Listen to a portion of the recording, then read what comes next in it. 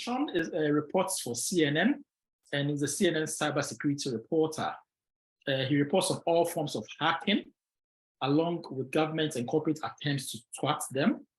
Prior to joining CNN, Lyngaas was the senior reporter for Cyberscoop, where he consistently broke news on election security and cybersecurity issues facing the energy, health, and manufacturing sectors.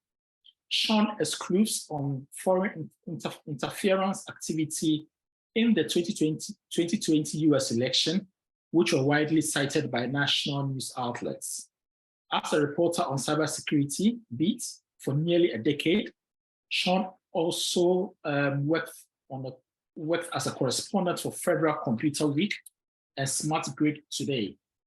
In 2017, he received a grant from Pulitzer Center on Crisis Reporting to investigate cybersecurity in the nuclear sector, and he was reporting on the subject span Europe and US. Sean has also been a freelance foreign correspondent based in Ivory Coast. Oh, so welcome. You've been to Africa several, I can see, reporting for the New York Times, the Washington Post, BBC News, and other outlets. Interestingly, Sean covered Ghana's 2016 presidential elections for the New York Times and has also reported for the Middle East for The Economist. Sean earned a BA in public policy from Duke University and an MA from the Fletcher School of Law and Diplomacy at Tufts University. He currently lives in the Washington area and is a proud dad and husband. So for today, it's afternoon here, but for Sean, it's very early in the morning. So I think we woke you up too early. Sean, no problem.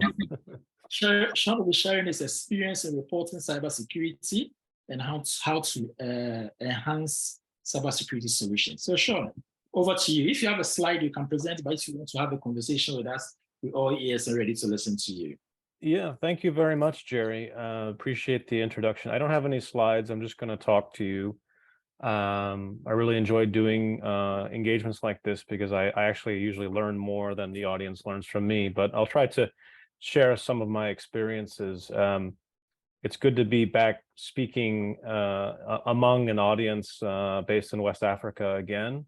As you mentioned in your introduction, I was in Accra to help the New York Times cover the 2016 presidential election, and that was a very a warm experience I had with people welcoming me. And I remember someone offering me a ride when I was stuck in traffic. I hopped on his motorcycle to catch a ride to the presidential compound or the presumptive president's compound for his victory speech. So that was, I have good memories of Ghana, very good memories.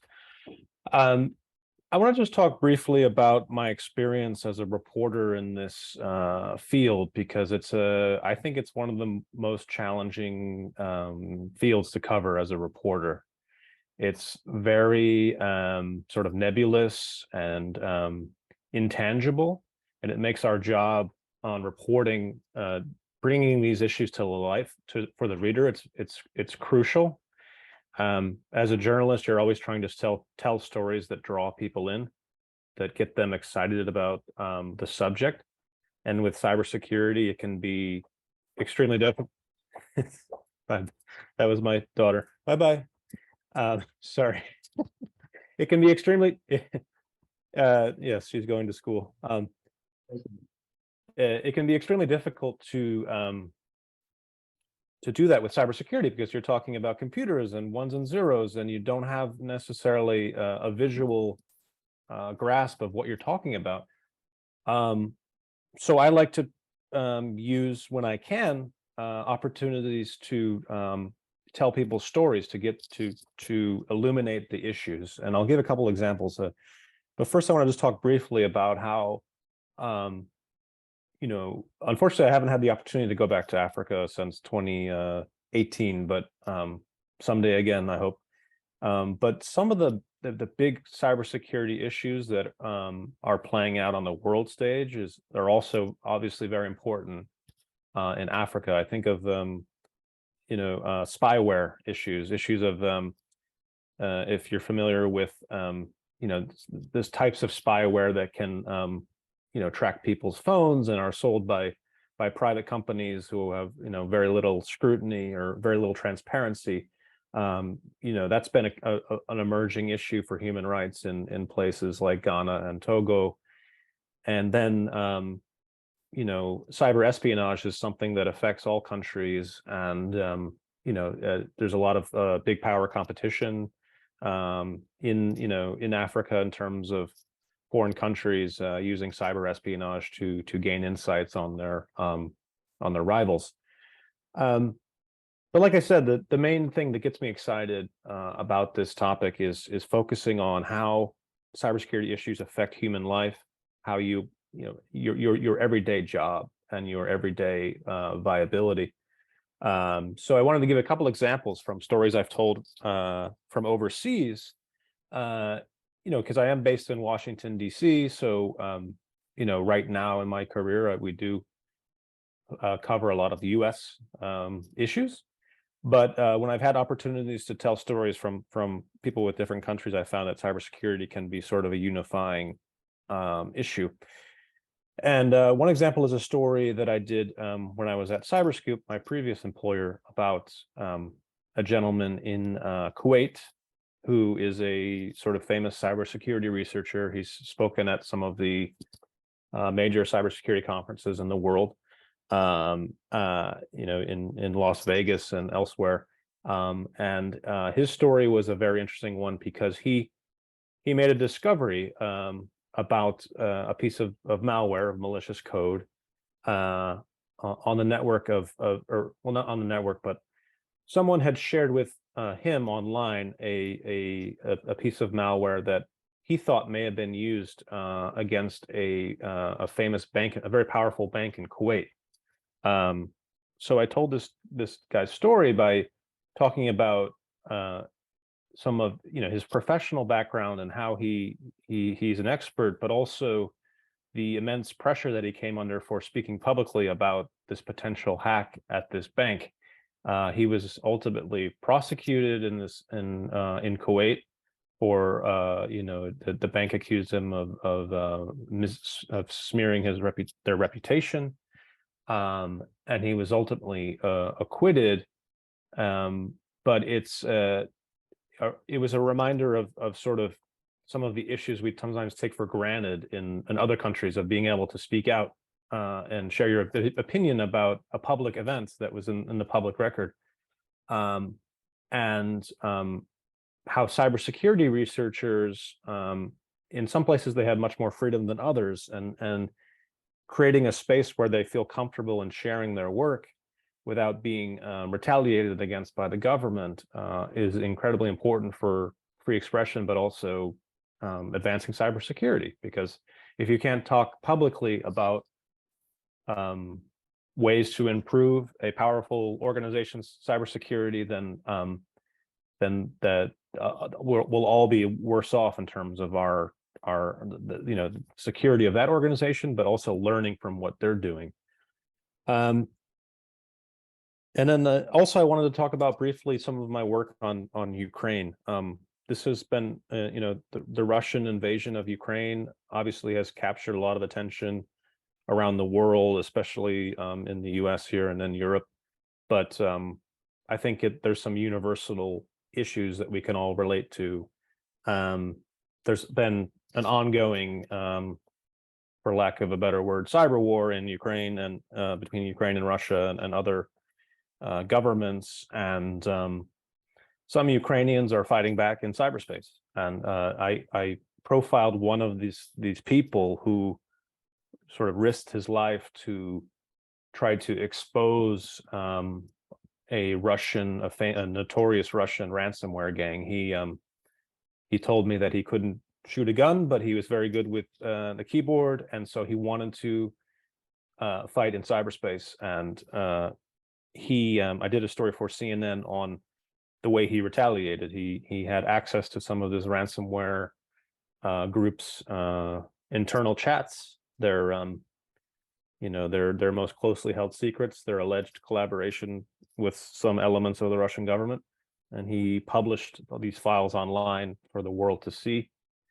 And he did it while he was trying to get his family out of Ukraine. So that story is something I think that we can all relate to in terms of when you're facing really unusual pressure, and in a sort of you need to defend your family, and you need to defend your country. How do you react? And I don't know. I've never been in that situation, but these sort of human values of honor and accountability were evident in that story. So sometimes when I write about cybersecurity, the breakthroughs I think are when I reach people who aren't experts, who aren't in the field, but who read the article and say, "Oh, I can understand what that means, because that's a human issue." Another example in the U.S. was over a year ago, when one of our largest pipelines, which ships fuel, petrol from Texas in the U.S. here to the East Coast. So the gas stations on the East Coast rely on receiving fuel from this pipeline, and it experienced a ransomware attack, and it got the attention of the highest levels of the U.S. government because people couldn't get gas at the gas station. And it created a diplomatic international incident between Russia and the U.S., but also people in America who had no idea what ransomware is finally were able to see the consequences, because it was affecting their kitchen table. So I'll pause there. My main point in bringing this all up is that we in the media, journalists, need to do a better job of finding these stories and telling them so that people can relate to them. And I think it's an opportunity, because, like I said, all of the big cybersecurity issues obviously are, felt in Africa, and it's an opportunity for us to use that to tell those stories to foreign audiences. So some of the great tech talent that is in Africa, in Ghana and elsewhere in Africa, talking more about that and how that can help secure organizations in various countries, and talking about the human rights issues that come along with cybersecurity and how they affect everyone. So it's a thrill to be here, and I think it might be easier to hear from you. If you have any questions, I would love to answer them. I think we just went through the fatigue stage of the event. No problem. Because the participants have been on for almost 4 hours. Yeah. I'm not surprised I'm not getting any questions and comments. But my key thing is to do with the intersection between research on cybersecurity and then also practice. So there's a lot of work going on around, some very covert, obviously, because it has security implications. And it tends that the general public and civil society organizations in particular are not aware of some of the trends. Mm-hmm. How do you, for your work, how do you bring this to the fore so that we create more awareness about the dangers out there? And when we do get such information, or we hear such news, what do we do about it? Do we panic or run, or what do we do? Yeah, we don't want people to panic. I mean, part of the challenge with educating people is demystifying cybersecurity, right? It doesn't have to be a really complicated solution to something. Like just basic measures can make the hacker's job a lot more difficult.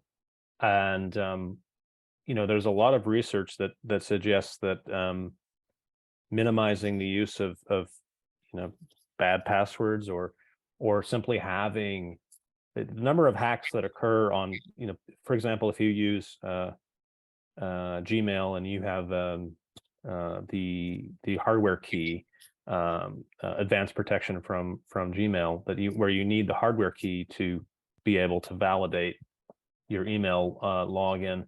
The number of successful attacks on someone who has that versus someone who doesn't, it goes down to near zero. So there's always going to be some success for the hackers in terms of finding some advanced way to break in, but the job of a lot of people across the world, and corporate executives, government officials, to journalists, to experts in the private sector, is just to remind people that it doesn't have to be so daunting. That it's yes, it's a really it can be a very complicated field, but the average consumer can, if you are able to use some of the big companies' technology, like that can block a lot of these attacks, that makes you a lot more secure.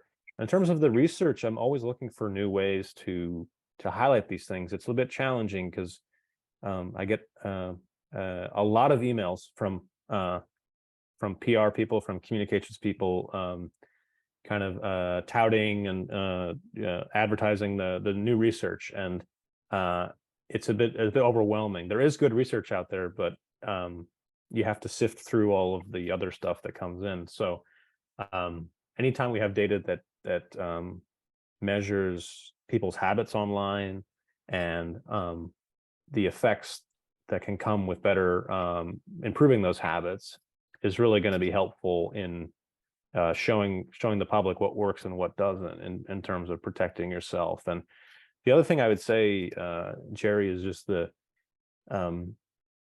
it also helps to know if you're a target. I mean, everyone should take measures to protect themselves online, don't get me wrong, but not everyone has to be ultra worried about the most sophisticated nation state groups.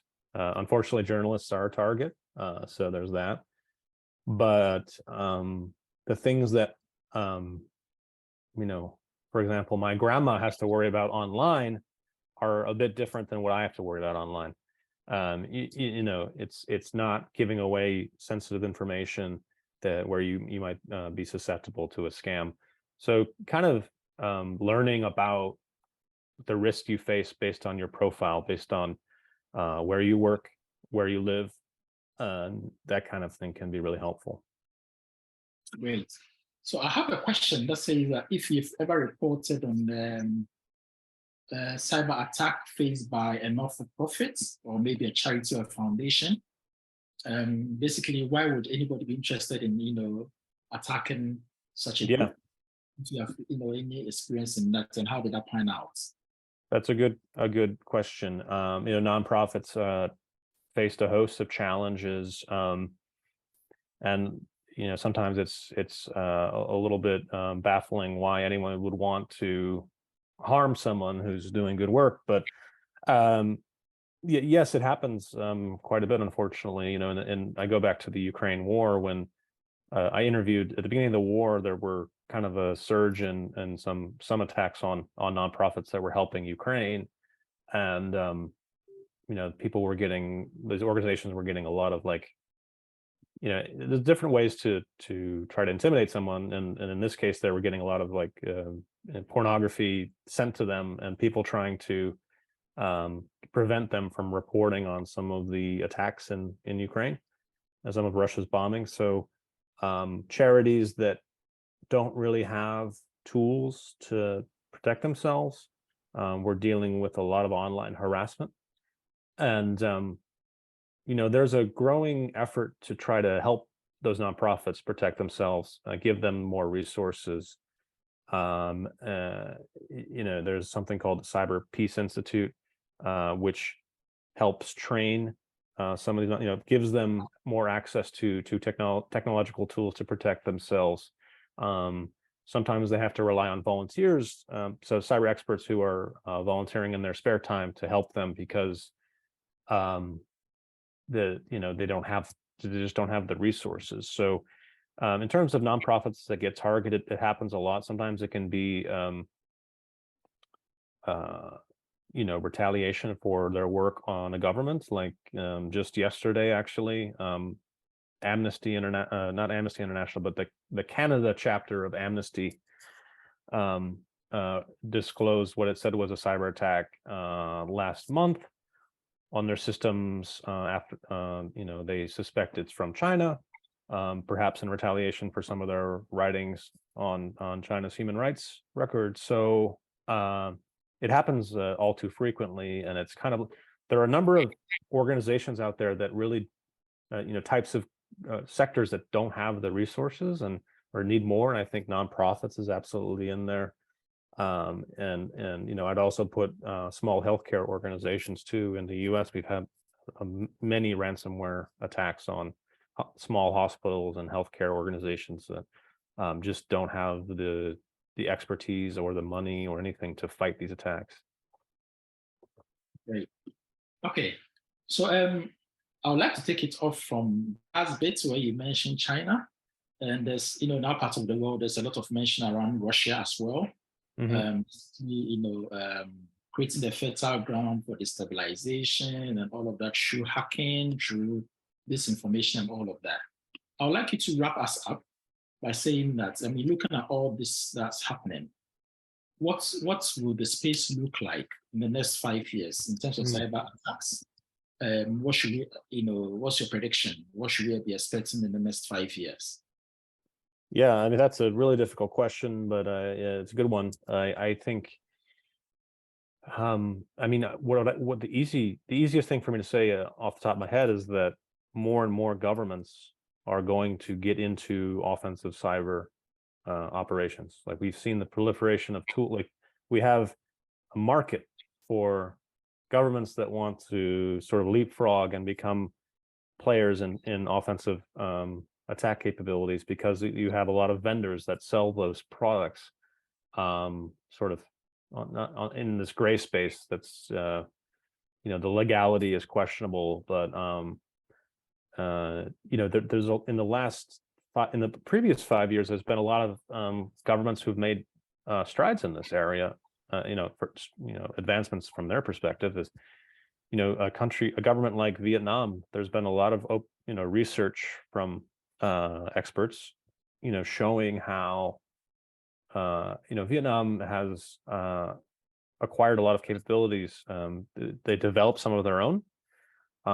Maybe they've borrowed some others, but I've covered several reports on alleged attempts by the Vietnamese government to use cyber tools to surveil, to monitor Vietnamese people overseas. That's one example, not to single them out, but there's more and more governments that have access to hacking tools, and so I think that's one thing that's going to change.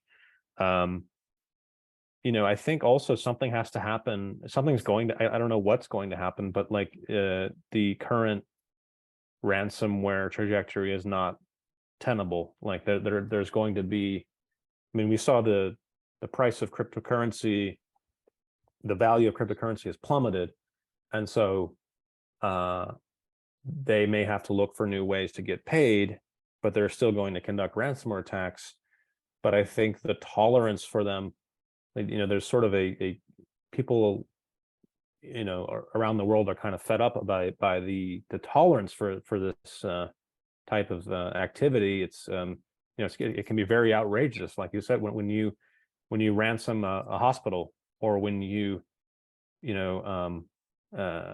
there have been charities and some of the most immoral things to attack in cyberspace that they've gone after. So I think the tolerance for that people are running out of patience. I don't know if there's a solution, but there's a lot more pressure these days for governments to come together. Now, unfortunately, sometimes that doesn't mean all governments, but I just think that something big is going to happen in the ransomware space, where they're going to shift in terms of how they get paid.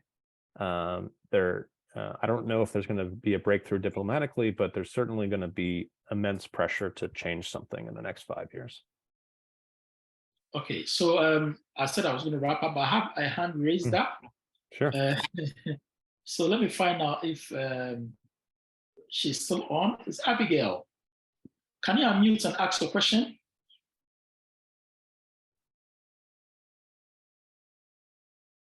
If not, I think I have. Hello? Can you hear me? Can you hear me, please? Yes, we can hear you, Abigail. Okay, the question I wanted to ask is if he has encountered any cyber issues when he was in Ghana during the 2016 elections. A good question. I did not. Before you answer that, Sean, Yep. that's very interesting as well for me, because during the 2016 elections, we also had, well, I don't know whether it was rumors or it was facts reported that the Electoral Commission system was also hacked.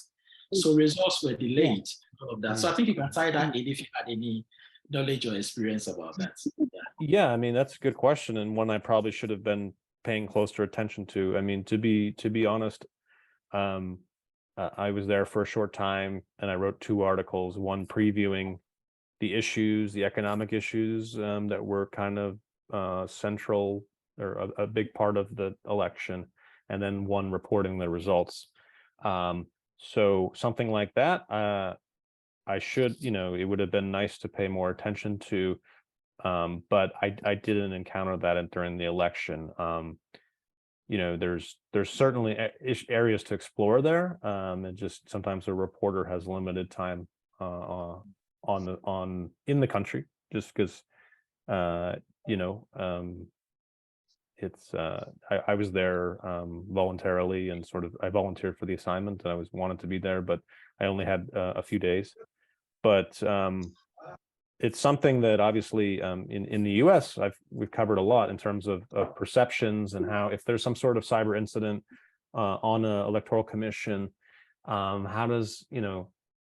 do you report on that without creating alarm, because it's different than have cyber attack on the voting machines or something like that. But I did not. So the answer is no, but I had a lot of rich experiences in those 3 days. There were other stories I was exploring, but they didn't make it to print because I just didn't have enough time. Thank you. Okay. Thank you very much, Sean. I mean, thank you so much for spending your early morning with us. If there's not anything else you want to share, I think we can bring it to a close. Yeah, no, thank you so much for having me. It's a pleasure. I'm glad you reached out. I always want to reconnect with audiences, and if anyone has any follow-up questions or wants to connect, I'm on LinkedIn. My name is a little tricky to spell, but there's only one of me with that name, so unless someone's impersonating me. But no, I'd be happy to stay in touch, and like I said, opportunities like this give me fresh perspective and keep me honest, so do be in touch. Thank you. Thank you so much. We'll definitely be in touch for our next session as well, if there need be. Thank you so much. Sounds good. Thank you, Jerry. Yes.